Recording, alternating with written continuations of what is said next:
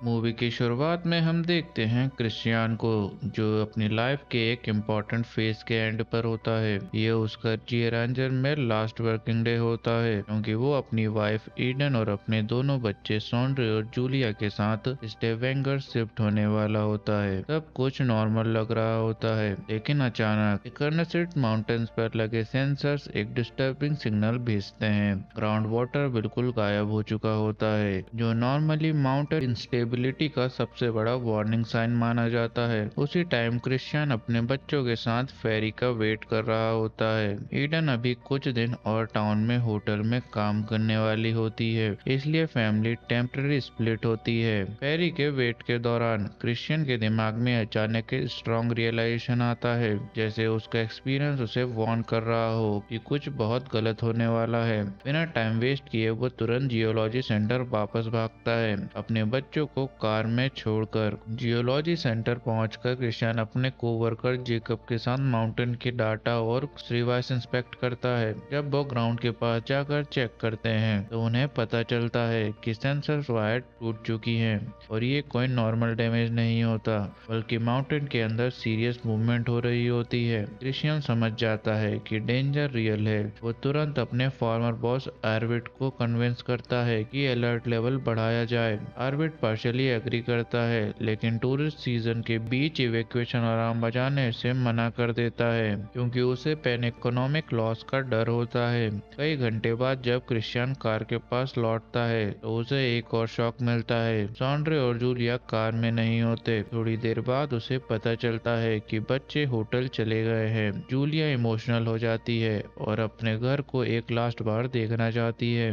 Christian उसकी बात मान लेता है और दोनों घर में एक लास्ट नाइट स्पेंड करने चले जाते हैं। सॉन्ड्रे मीनवाइल होटल में एक रूम बुक करता है और अपने स्केटबोर्ड और हेडफोन्स के साथ बेसमेंट में चला जाता है, बिल्कुल unaware of the danger above. इधर माउंटेन पर सिचुएशन और क्रिटिकल हो जाती है। आर्विड और जेकब खुद रिवाइस के पास जाकर रीडिंग्स वेरीफाई करने की डिसीजन लेते हैं। उसी वक्त क्रिश्चियन ओल्ड एवलांचे रिपोर्ट्स और डॉक्यूमेंट स्टडी करता है और रियलाइज करता है कि ये रीडिंग्स एग्जैक्टली उसी पैटर्न को फॉलो कर रही है जो पहले मैसिव डिजास्टर से पहले देखा गया था। पैनिक में वो स्टेशन को कॉल करता है और जी रेंजर के रेजिडेंट के लिए इवैक्यूएशन अलार्म बजाने का डायरेक्ट ऑर्डर देता है। तभी वर्स्ट केस सिनेरियो सच हो जाता है। एवलांचे ट्रिगर हो जाता है और जेकब का पैर रॉक के बीच फंस जाता है। आर्विड सिचुएशन समझ जाता है और बिना सेकंड थॉट के वो अपनी जान सेक्रीफाइस करता है जेकब को बचाने के लिए। अलार्म जस्ट सेकंड्स पहले बजता है, लेकिन तब तक जायंट रॉक स्लाइड फोजॉर्ड में गिर चुका होता है, जिससे एक मैसिव मेगा सुनामी बनती है जो सिर्फ 10 मिनट में ये रेंजर को हिट करने वाली होती है। होटल में चौज मच जाता है।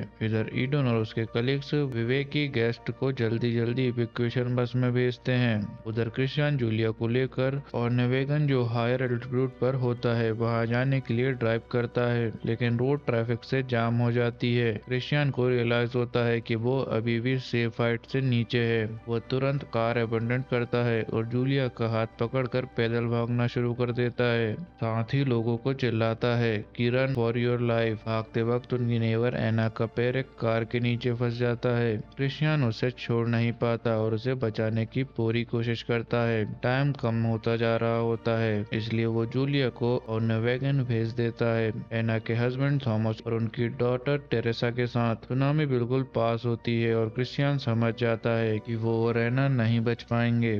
दोनों एक वैन में बैठ जाते हैं और कुछ ही सेकंड में सुनामी व्हीकल को पूरी तरह डुबा देती है। होटल में ईडन को रियलाइज होता है कि सॉन्ड्रे मिसिंग है। वो बिना उसके जाने से बिल्कुल मना कर देती है। एक डेनिश टूरिस्ट मरिया ईडन की हेल्प करने आती है, जबकि मरिया का हस्बैंड फिलिप्स पैनिक में और सेल्फिशनेस दिखाता है। काफी मुश्किल के बाद वो सॉन्ड्रे को ढूंढ लेते हैं, लेकिन जब लॉबी में आते हैं तो देखते हैं कि इवैक्यूएशन बस ऑलरेडी निकल चुकी होती है और सुनामी टाउन में घुस चुकी होती है। सब लोग जान बचाने के लिए बेसमेंट के बॉम्ब शेल्टर की तरफ भागते हैं। वाटर उनके पीछे पीछे आता है। इस चौज में मरिया बह जाती है, लेकिन ईडन, सॉन्ड्रे और फिलिप शेल्टर तक पहुंच जाते हैं। बाहर सुनामी के बाद क्रिश्चियन जिंदा बच जाता है, लेकिन उसके पास एना की डेड बॉडी होती है जो डेब्रिस से पूरी तरह इम्पेल हो चुकी होती है। क्रिश्चियन किसी तरह और नेवेगन पहुंचता है और वहां जूलिया को सेफ और लाइफ पाता है। वो जूलिया को थॉमस और टेरेसा के साथ छोड़ देता है और खुद ईडन और सॉन्ड्रे को ढूंढने वापस ये रेंजर जाता है। तबाह हो चुकी टाउन में उसे इवैक्यूएशन बस मिलती है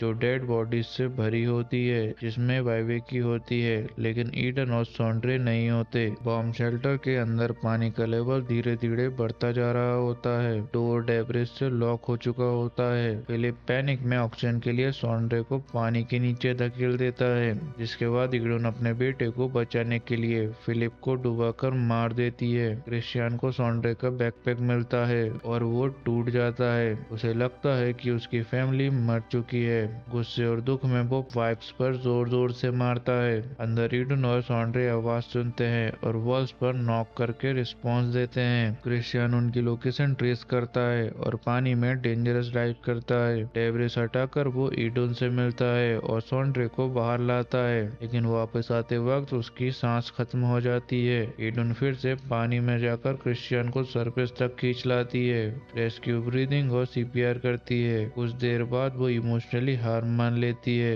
समझ के कि क्रिश्चियन मर चुका है। तभी सॉन्ड्रे एक लास्ट एफर्ट लेता है और क्रिश्चियन अचानक सांस लेने लगता है। वो रिवाइव हो जाता है। एंड में पूरी फैमिली ऑन अ वैगन पर रियूनाइट होती है, जिंदा रहने की खुशी और ट्रॉमा दोनों के साथ। कैमरा धीरे धीरे पैन आउट करता है और दिखाता है कि जे रेंजर पूरी तरह डिस्ट्रॉय हो चुका है, जिसे शहर कभी था ही नहीं। और दोस्तों, जब सुनामी के बाद सिर्फ खामोशी बची रह जाती है, जब एक पूरा शहर एक पल में मैप से मिटा दिया जाता है, तब एक सवाल रह जाता है, क्या हम वाकई प्रिपेयर्ड होते हैं या सिर्फ लकी? ये सिर्फ एक मूवी की कहानी नहीं थी, ये एक रिमाइंडर है कि लाइफ में कभी कभी सब कुछ ठीक लगता है और फिर एक छोटा सा सिग्नल, एक इग्नोर की हुई वार्निंग पूरी दुनिया को उल्टा कर देती है। और ऐसी ही कहानियों को हम सिर्फ सुनाते नहीं, हम उन्हें लेयर बाय लेयर अनपैक करते हैं। Welcome to movies unpacked. ये वो जगह है जहाँ मूवीज सिर्फ रिकैप नहीं होती, यहाँ हर सीन का मीनिंग, हर कैरेक्टर का डिजाइन और हर डिजास्टर के पीछे के लॉजिक समझाया जाता है। चाहे वो बॉलीवुड सर्वाइवल फिल्म्स हो, डिजास्टर फिल्म्स हो, साइकोलॉजिकल थ्रिलर्स हो, स्काईफाई या हॉरर स्टोरीज जो दिमाग के अंदर घुस जाती है। यहाँ आपको मिलेगी एक ऐसी स्टोरी टेलिंग जो आपको फील करवाएगी जैसे आप खुद उस मूवी का हिस्सा हो। अगर आप उन लोगों में से हो जो मूवी देखने के बाद सिर्फ दी एंड नहीं बोलते, बल्कि ये सोचते हैं अगर मैं वहाँ होता तो क्या करता, तो ये चैनल आपके लिए ही बना है। इसलिए अगर वीडियो ने आपको थोड़ा सा भी हिला दिया हो, अगर कहानी ने आपको सोचने पर मजबूर किया हो, तो मूवीज अनपैक्ड को सब्सक्राइब करना मत भूलना। वीडियो को लाइक करो ताकि मुझे पता चले कि आपको ऐसी इंटेंस स्टोरीज पसंद आती हैं, और कमेंट्स में लिखो इस मूवी का कौन सा सीन आपको सबसे ज़्यादा डरावना या इमोशनल लगा। मैं लाता रहूँगा आपके लिए और भी ऐसी कहानियाँ जो सिर्फ एंटरटेन नहीं करती बल्कि अंदर तक हिला कर रख देती हैं। तब तक के लिए ख्याल तब तक के लिए ख्याल रखो, सेफ रहो और याद रखो, मूवीज अनपैक्ड, मूवीज जो सिर्फ देखी नहीं जाती, उन्हें महसूस किया जाता है।